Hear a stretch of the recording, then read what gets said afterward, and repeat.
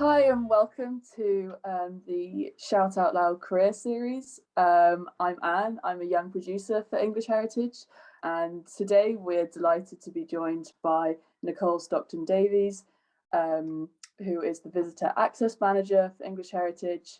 And the purpose of this interview is to understand what it is that Nicole's position entails, to provide an insight into her career path, and to give some advice to anyone listening about how they might go about securing a career in the heritage sector.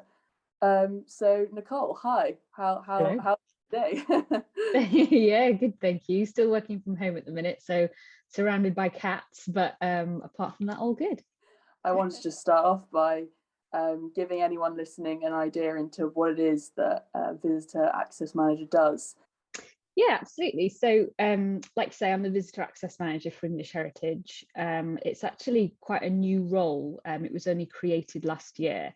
So my role is to look at accessibility on site. So all of the different sites obviously are in different states in terms of their physical accessibility, whether that's kind of basic things like providing off-road wheelchairs or kind of tramper mobility scooters for some of our sites with vast grounds, making sure we've got hearing loops at till points, that kind of thing.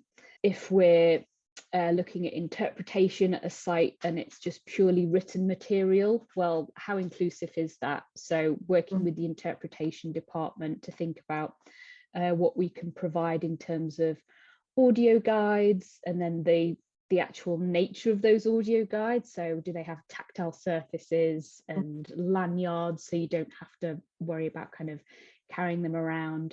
And then thinking about our customer service. So do our teams know, and are they confident and happy interacting with a broad range of visitors? Thinking about the visitor experience. So what are we providing for people and how are we being as inclusive as possible? How would you say this role compares with anything you've done before? What would you say particularly stands out about working with these audiences? I think probably the scale of the task at hand here is what's quite different. In previous roles in my career, I've worked at a specific site. So, you know, I was at the Houses of Parliament probably more than 10 years ago now. And I was an expert on that site and different visitor routes and all that kind of stuff. And then I worked for English Heritage about 10 years ago, and I was an expert on that site, the Jewel Tower in London, big it up.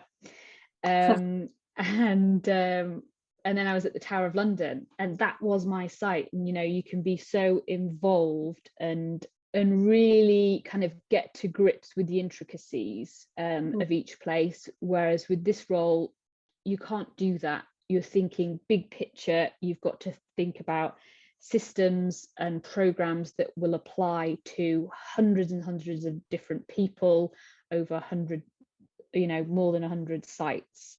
What would you say some of the challenges are at the moment that English Heritage is facing with audience engagement? Things like audience engagement for people with different needs doesn't just happen out of the blue.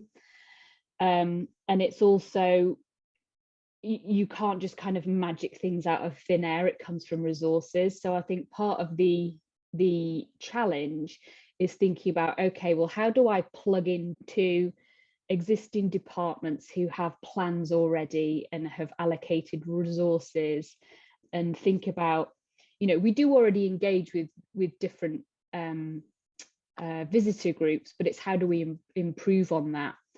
I think one of the best things is that what makes life easier is that everybody at English Heritage is very engaged on this subject and really enthusiastic about it. So that's like a big barrier out of the way. Everybody wants to do the best that they can do. Part of what I'm trying to do is engage with lots of different people from lots of different departments and simply have conversations about accessibility. Whether that's speaking to somebody from the site who might work in retail or catering, and thinking about, well, what training are you getting? Or somebody who works in one of the exhibition spaces, about whether they could offer touch tours, or speaking to interpretation about whether we could resource more tactile objects, that kind of thing. Are these resources being made permanent or temporary, and how sustainable are they?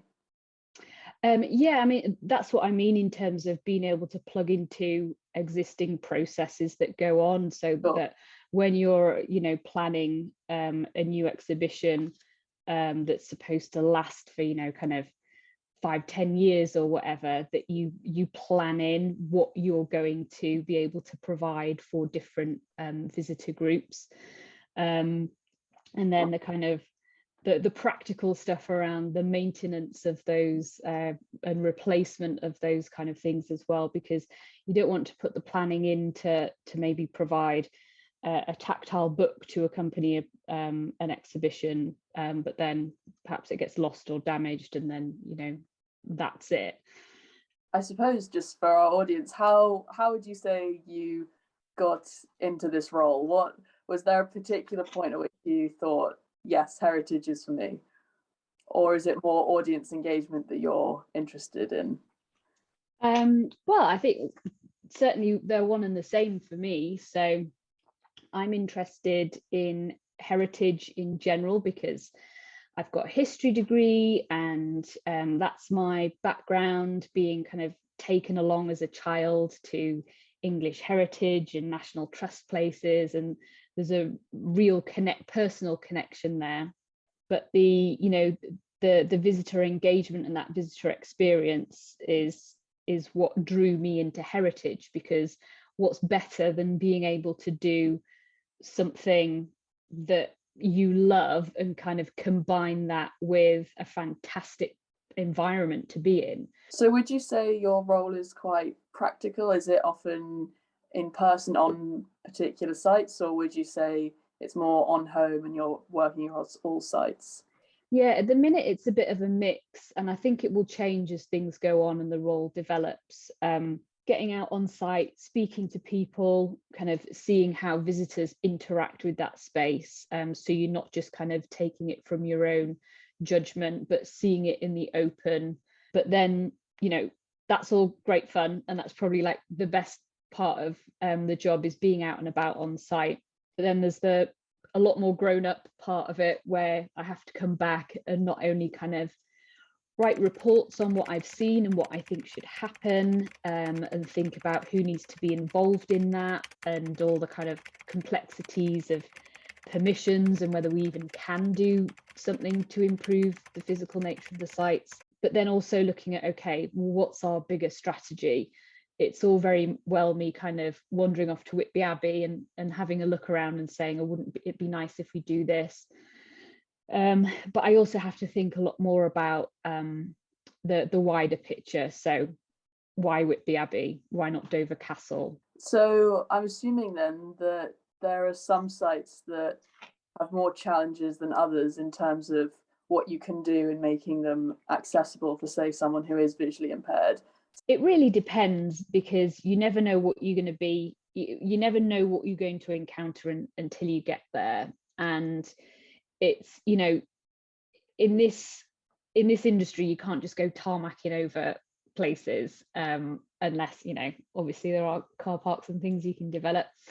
But you have to involve the experts around this. So with our estates teams and our curators and our landscape experts as well, who are fantastic, building a boardwalk, for instance, to kind of make a more accessible pathway surface, or it could be just bridging over one rough area of ground. The issues and the options are so kind of varied. So what would you say to someone who wanted to work in this field? What would your main advice be? What would you have told your former self?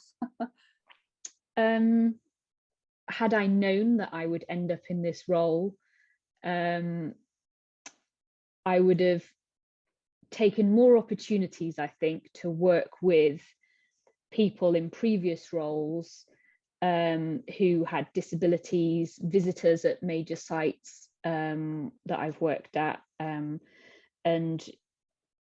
made more community connections and engaged more with people, so that I was in an even stronger position at English Heritage.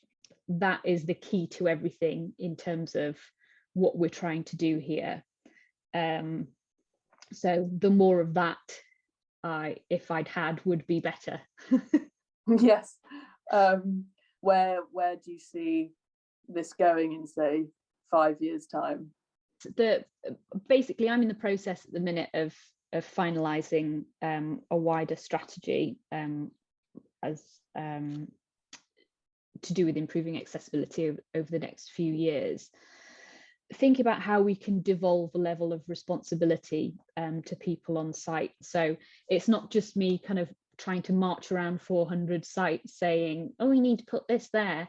Actually making sure that the decision makers on different sites understand what improving accessibility means to them on their site, and how they can access the tools to improve it for themselves. So it can really start to spread that kind of organizational change across the country. In the next couple of years, we'll have made some real groundwork, and I think we'll be looking back. I hope to be able to look back on this video and be really proud of what we've done over the last few years. I suppose that's a good place to wrap up. Thank you so much for joining us. For everyone watching, there are more of these career series videos to come, so tune in for those. And thank you, Nicole. Bye. Goodbye.